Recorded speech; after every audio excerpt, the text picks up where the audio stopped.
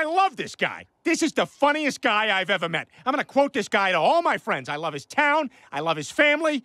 But now, I think I speak for all of us when I say, welcome back to Screen Rant. It's pretty safe to say that almost everyone in the animated cast of Family Guy should have been put in jail at one point or another, but no one may have committed more crimes than Peter Griffin himself. From bank robberies to shooting members of his own family, Peter's stupid decisions often lead to breaking the law, and today we'll do a run-through of some of his most major crimes, including some misdeeds he actually admits to.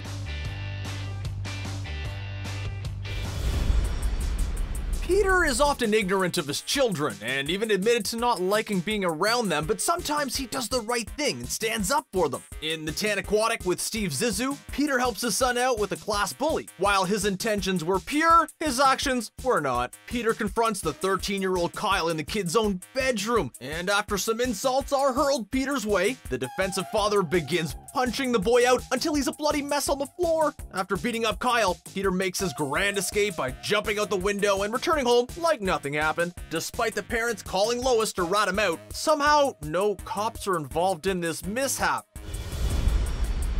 After spending so many years obsessed over women, Quagmire finds a new obsession in the episode 420. It's his pussycat. When Peter and the gang get sick of Quagmire's changed lifestyle, they decide to do something about it. The initial plan was to just shave the cat and then hope Quagmire became disinterested, but Peter takes things too far with the switchblade he carries around. With a quick swipe, the cat's instantly dead. He even takes things a step further by adding some extra slices and cuts off a so-called lucky cat paw. Instead of confronting his error, Brian goes on a journey with Peter to bury the cat. Later, Quagmire offers a reward for the missing pet. Peter accepts the reward money while admitting to killing the feline without any regrets. When Peter learns that his home is actually not a part of US soil, he decides to do what no one else would and pretty much declare war against the US. From his land of Petoria, Peter invades his neighbor Joe's property to take over his swimming pool. He also goes against the US by inviting the world's most ruthless leaders to his home. Yet after all of this and the turmoil it creates, everything is back to normal by the start of the next episode. From the title of the episode, Steroids, it's pretty obvious that at some point Stewie will take steroids. It was just the manner he took them in which became so surprising, or in the case of Family Guy, just another typical episode. After getting beat up by a girl at a birthday party, Stewie trains at a boxing gym with the help of Peter. A man approaches with some steroids and without a second thought, Peter purchases the drugs and injects Stewie with the powerful muscle builder. Oh my! Suddenly I'm full of energy! All right, fat man, let's do this! After the abusive act, Stewie grows massive muscles, and Peter's poor parenting decision creates some drastic side effects, including some extreme aggression. Even though Peter is the one who forced the drugs on Stewie, he pretty much gets off scot-free, while Stewie deals with his own issues. In Tales of a Third Grade Nothing, Peter wants to impress his bosses at the beer company, so he sets his sight on a rival beer company billboard. Instead of doing the simple task of spray painting the billboard or, tearing the thing down, he decides to blow it up. Naturally, the bomb plan has some drastic errors, including a massive explosion at a children's hospital right next to the billboard. More than 3 floors of the hospital burned down, and Peter just goes on with his everyday life, even after finding out that 14 people perished in the massive fire. The FBI eventually did track Peter down, but his sentence was only a measly 7 days in jail. Peter and a majority of Quahog have shown a major disdain to Meg over the years. The insults and remarks are sure signs of bad parenting, but there have been a couple of times where Peter committed some major crimes against his own daughter. One of the more extreme examples comes in the episode Peter's Daughter. Meg merely says hello to her father when he pulls out a gun, pulls the trigger, and blasts his daughter into a bloody mess. The worst part? Peter's apathetic reaction to the whole ordeal. Obviously, the whole gunshot thing wasn't canon though, or else Meg would be dead at this point already. While Peter enjoys pulling out guns on his own daughter, he actually once tried to bond and spend some quality time with Stewie. It's just the way they chose how to bond, which caused some major problems. In the episode, The Courtship of Stewie's father, Peter discovered he could make Stewie laugh by causing pain to Lois. What initially began as a can of food knocked upside her head quickly escalated to a violent smash with a glass jar of pickles, and was followed up with a hose spray that sent Lois flying down the stairs. Family Guy has taken on a lot of different pop culture properties, but one of the more obscure may be their parody of Schindler's List. When Peter finds out Lois is Jewish, he reenacts the scene in the Steven Spielberg film where Amon Gut shoots at Jewish workers from his balcony. So yeah, we have Peter sitting in his bedroom window shirtless, aiming a scope at his own wife. Luckily, Peter shoots the mailbox instead, a shot he claims he intended to make. Just like Amon, Peter stretches and smokes like putting a bullet in someone is no big deal. So not only was the shot pretty much attempted murder, but it was a hate crime as well. In this next dreadful crime, at least Peter wasn't the main culprit. In the episode Brian Griffin's House of Pain, Meg and Chris accidentally knock Stewie down the stairs. The large gash on his head eventually exposes his brain and turns the poor child into a bloody mess. When Peter discovers the problem, he doesn't rush to the hospital or contact Lois. He attempts to cover it up by blaming Lois herself. As Lois pulls out the driveway, Peter makes a miraculous throw, landing Stewie's lifeless body under her back tire, causing even more damage while allowing Lois to take the blame. We've all questioned Peter's intelligence over the years, but in the episode P-Tarded, he gets official word of his mental challenges and instantly decides to take advantage of it. After hitting a news reporter and then breaking his leg, Peter learns he can get away with just about anything thanks to his diagnosis. So what does Peter decide to do next? Well, what doesn't he do? During his crime spree, Griffin decides to be a peeping Tom to everyone in the women's bathroom, and everyone in each stall lets him get away with it. He literally kicks down each door, getting a full glimpse of every private moment. He would have been arrested on the spot in any normal situation, but this is Family Guy after all, and his crimes only get worse. For Peter's first venture into a fast food restaurant after his diagnosis, he gets a little too crazy. Not only does he cut everyone in line, but he proceeds to hop over the counter and head to the back. That's when he discovers the deep fryer. In many circumstances, Peter would just burn himself, but he throws the whole fryer, causing hot oil to completely burn Lois's whole body. This time, there were some consequences for his actions because while Lois is in a full body wrap, Peter loses custody of his children. Instead of proving his intelligence, he once again uses illegal methods to try and get his kids back. In the episode P-Tarded, Cleveland manages to be the one who gets custody over the Griffin kids, and Peter hatches a plan to avenge him. So how exactly did Peter decide to try and get his kids back? Well, the only way he knows how, by hiring 7 female street workers and putting them all into Cleveland's house. Yup, seeing Stewie on a couch with a bunch of these ladies of the night is all his father's fault. While Peter was the one who paid for these women, he was trying to pin it all on Cleveland in an attempt to get his children back home.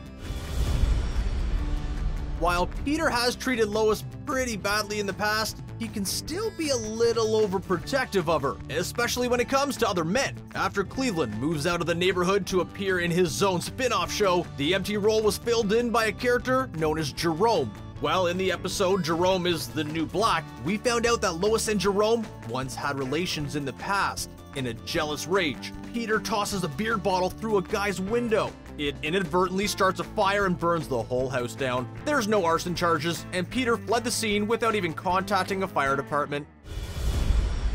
In the episode 420, Peter talks about the time he was able to use his singing voice to lure sailors and cause them to die. In an overly long scene, we see Peter dressed like the Little Mermaid, but singing nothing like her. After several seconds of singing, a ship appears out of nowhere, crashes into the rock Peter was sitting on, and sinks to the bottom of the ocean.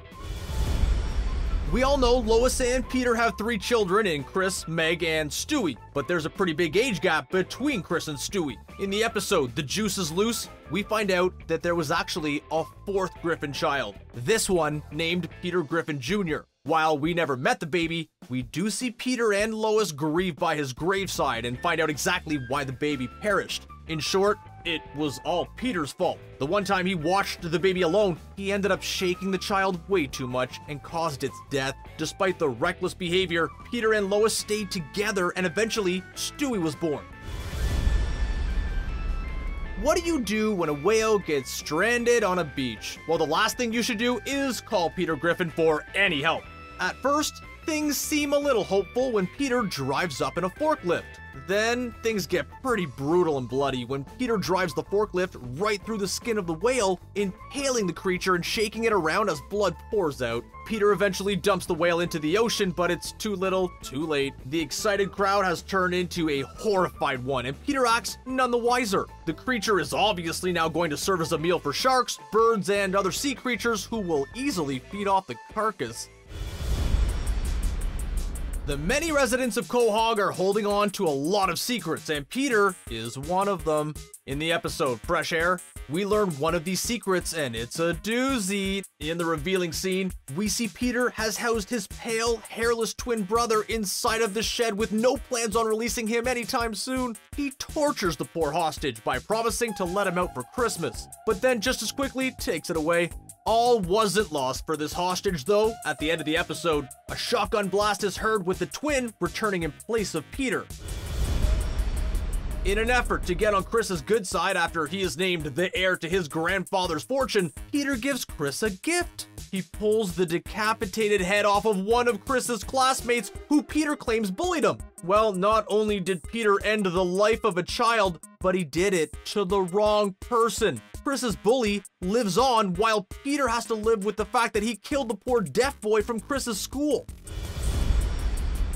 One of the biggest questions we have while watching Family Guy is how can this family possibly afford the house, the cars, the trips, and the endless ability to basically do whatever they want? Well, in the episode Meg Stinks, Peter gives us an answer, and it should have landed him in jail numerous times. While taking Meg to a bank, Peter brags about being able to afford all his, quote, shenanigans by actually robbing the bank. This is when Peter pulls out a gun and quickly gets some money from behind the counter. Meg is also equipped with a gun and cannot handle the situation. Because of pressure from Peter, Meg ends up shooting one of the people at the bank, and the whole robbery charge quickly gets upgraded to murder. Things didn't go too smoothly when Cleveland moved back to town after the cancellation of The Cleveland Show. In the episode, He's Black, Peter and Cleveland pick right where they left off, but their wives are instantly at odds. When the wives ban Cleveland and Peter from hanging out, they hatch numerous plans to try and get them to bond so everyone can be friends again. One of Peter's ill-fated plans involves setting up an art gallery of cute, naked baby pictures. Only Cleveland realizes that these photos are a little too suggestive. One way Peter tried to get the sympathy from their wives was by crashing his car directly into a telephone pole. Turns out, only Peter's airbag worked and Cleveland landed himself in the hospital. The little stunt not only should have landed Peter in jail, but it pushed Lois and Cleveland's wife even further apart. Peter has been in numerous fights over the years, but nothing was as long and epic as his one with Homer Simpson. What initially starts as a one-on-one brawl quickly escalates into a full-scale battle all across Springfield. First, they trample through a group of children, knock Otto out the bus window, and cause all kinds of carnage as they barrel through the town and eventually the power plant. The laws broken between Homer and Peter are way too long to list here, but let's look at the bright side here. By the end of the episode, Peter and Homer are friends. It doesn't take much to get Peter excited, and in the episode Finders Keepers, we can see his excitement over a treasure hunt. He becomes so excited to hunt for the treasure that literally no one will get in his way. While he eventually turns on his own family, the more surprising moment comes earlier in the episode. While looking for the buried treasure, Peter comes across a young boy with a map of his own. Out of nowhere, Peter rises up behind the boy's back and gets ready to swing a shovel and knock the boy out. Thankfully, the show cuts to black. When Peter finds out that he's actually an illegal immigrant, he gets fired from his job and has to get a new one. One of his top options, becoming a nanny for 2 young children. Yeah, we already know he's barely qualified to take care of his own children, but that didn't stop Peter from going all Mary Poppins on the young lads. Unfortunately, Peter's magical umbrella didn't quite work the same as Mary's did. He comes crashing through the roof, instantly crushing and killing the children. In the episode Veteran Guy, Peter, Cleveland, and Joe all join the Coast Guard. While on a mission to stop a party boat with bombs, they must quickly board the ship. While Cleveland and Joe use the easy access ramp, Peter decides to take a jet ski, but the young boy on the vehicle doesn't budge. He decides to bash his face in over and over again before the young boy falls off. Peter's quick kill was all done for a 2-second ride to the side of the boat. Phew! We bet you look at Homer Simpson with a much more glowing light now. How Peter doesn't have multiple life sentences is a mystery to us. Actually, no, it's not. It's just a cartoon. Were there any major things you missed? What was the most surprising? Let us know in the comments below. Hey, thanks for watching, and don't forget to subscribe to Screen Rant for more great content.